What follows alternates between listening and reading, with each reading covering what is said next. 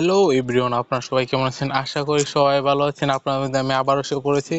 যারা সাবস্ক্রাইব করেছেন তাদেরকে ধন্যবাদ। যারা সাবস্ক্রাইব করে রাখেন নাই অবশ্যই সাবস্ক্রাইব করে রাখেন, কারণ আপনারা অবশ্যই স্ক্যাম থেকে বেঁচে যাবেন। আবারও যারা সাবস্ক্রাইব করে রাখবেন, চলেন বেশি কথা না বলে ভিডিওতে সরাসরি যাওয়া যাক। এটা হচ্ছে একটা সাইট যেটা আমরা ফেসবুকে দেখে থাকি, আর এইগুলি সাইট ফেসবুকে অনেক জনপ্রিয় সাইট। আর এইগুলো আপনার আমি 90% শিওর আপনার যারা আছেন অধিকাংশ মানুষই ফেসবুকে এগুলি ভিডিও দেখে আছেন, ঠিক আছে? এখন আমি আজকে এই ভিডিওতে বলবো এই সেটিকে রিয়েল নাকি ফেক। অবশ্যই ফুল ভিডিওটা ওয়াচ করবেন, ঠিক আছে?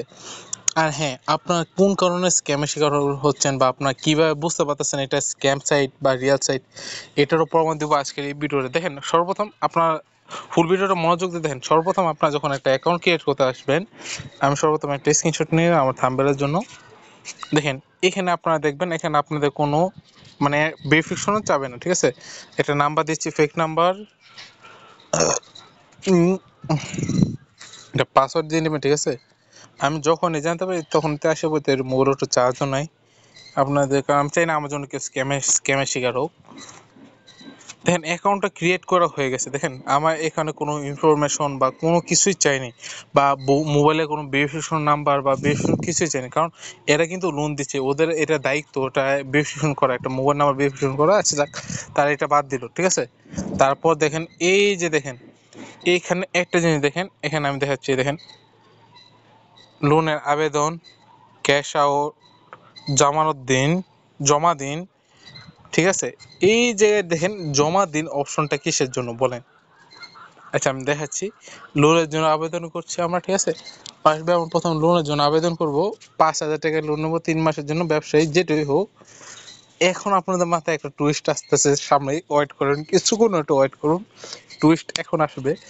এই যে দেখেন মামারা, এই যে দেখেন, এই জায়গাটা দেখেন, এটা হচ্ছে এনআইডি কার্ড ভেরিফিকেশন, যেটা নিয়ে অনেকে নার্ভাস হয়ে যান, এনআইডি কার্ড দিয়ে ফেলেন যাচাই বাছাই না করে।